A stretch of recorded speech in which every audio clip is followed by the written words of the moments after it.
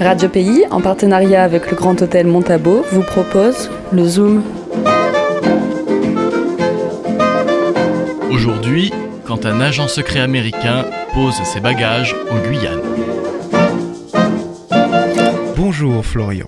Il y a quelques jours, en réécoutant le dernier Zoom Histoire, je me suis rappelé qu'un agent secret américain parlait déjà un peu de la Guyane à la radio dans les années 40. Ah bon ? Un agent secret américain qui faisait des chroniques sur la Guyane ? Alors non, c'était pas vraiment des chroniques histoire, mais en tout cas, il passait à la radio, était agent secret, et tout ça n'aurait jamais eu lieu si cet Américain n'était pas venu en Guyane. Est-ce que par hasard, ce ne serait pas Nicole Smith, l'aventurier américain dont tu as déjà parlé ici même dans le Zoom Histoire ? Exactement. Chers auditeurs, souvenez-vous, Nicole Smith est un auteur, c'est un aventurier américain. Après 2 passages en Guyane dans les années 30 et 40, il publie un livre, Black Martinique, Red Guyana, dans lequel il raconte ses 2 voyages. Et figurez-vous que juste après la publication de son livre, il est embauché par l'OSS, l'ancêtre de la CIA. Comme dans les films de la saga OSS 117. C'est ça, sauf que là c'est pour de vrai. Nicole Smith a été l'une des rares personnes autorisées à entrer en Guyane dans les années 40, alors que nous sommes en pleine guerre mondiale. À ce moment, la colonie était fermée aux étrangers. Et tu comprends que pour les services américains, avoir un aventurier comme Nicole Smith, qui a eu l'autorisation de rentrer là où personne ne pouvait se rendre, eh bien c'était l'occasion rêvée. D'accord, je vois. Mais comment un agent secret américain de l'OSS s'est retrouvé à parler de la Guyane à la radio ? Cher Florian, chers auditeurs, c'est exactement ce que je vais vous raconter.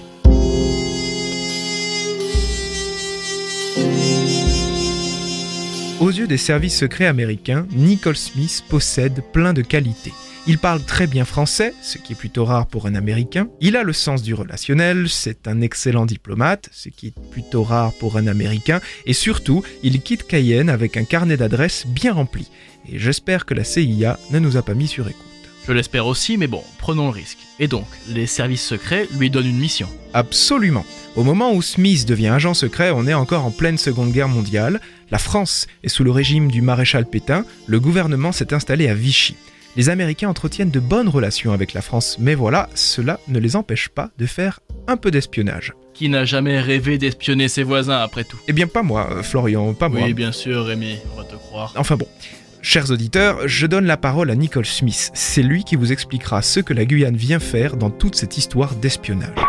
Je dois me rendre à Vichy pour présenter au maréchal Pétain et à Pierre Laval, tous les 2 à la tête du gouvernement, les photos que je viens de prendre dans les colonies françaises d'Amérique, la Martinique et la Guyane française. Il s'agit d'un geste d'amitié de la part des États-Unis. Pour cette tâche, le gouvernement américain m'a attribué le statut d'attaché culturel à l'ambassade américaine de Vichy. Ah bon ? Il avait pris des photos ? Bien sûr, Nicole Smith a même emmené un photographe américain avec lui. Il s'appelait Loren Tuttle et à eux 2, ils ont pris plein de photos des alentours de Cayenne, de Montabo, du bagne des Anamites, de l'hôpital Jean Martial aussi et évidemment de la place des Palmistes. Il en a pris quelques-unes au Suriname aussi. Et à partir de ça, les services secrets américains en ont profité pour imaginer une mission pour leur nouvel agent. Et quel était le véritable objectif ? Nicole Smith devait entrer en contact avec des agents britanniques postés en France. L'idée était de les aider à organiser la résistance française. Bon, c'est une mission assez classique pour l'époque, mais tu sais ce qui est marrant dans tout ça ? Avant que Nicole Smith devienne agent secret, et donc juste après son départ de la Guyane, le régime de Vichy a produit un rapport sur la venue de notre aventurier américain en Guyane, afin de s'assurer qu'il ne risque pas de ternir la réputation de la France. Et vous savez ce qu'il dit, ce rapport ?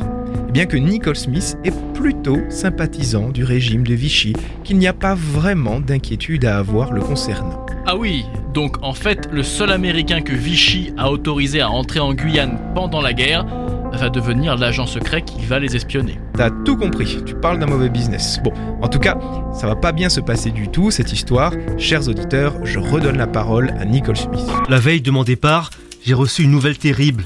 Mon bon ami, le comte Jean de Granville, du secrétariat de l'ambassade française, se presse vers moi pour m'annoncer qu'un de ses collègues prépare quelque chose. Il a envoyé un message en France pour les prévenir de mon arrivée. Donc, il ne part plus. Et si, justement. il va quand même partir en France. Son chef lui explique qu'on ne peut pas tout arrêter au dernier moment. Nicole Smith va rester 3 mois en Europe pendant l'été. Et évidemment, il ne montrera aucune photo au maréchal Pétain, il va se faire aussi discret que possible. Et par contre, en profitera pour remplir un carnet de notes. Une fois de retour aux États-Unis, il en profitera pour créer une petite émission radio diffusée toutes les semaines dans laquelle il raconte comment il est devenu agent secret grâce à un voyage en Guyane et aux photographies qu'il a prises là-bas, puis comment sa mission a échoué avant même d'avoir commencé. Ça ressemble beaucoup à une histoire de roman. Nicole Smith s'est dit la même chose que toi. En revenant de sa mission, il se met à rédiger un manuscrit intitulé Monsieur Smith, qui raconte toute son aventure qui débute peu de temps après son départ de Cayenne. Chers auditeurs, pour vous, je suis parti aux États-Unis, à l'université de Stanford, afin de consulter les archives de Nicole Smith, et j'ai retrouvé ce manuscrit. Il n'a, je crois, jamais été publié, et je pense même qu'il n'a jamais été terminé. Vous imaginez que les informations qu'il contenait sont assez sensibles, et à la place, Nicole Smith a préféré en faire une chronique radio.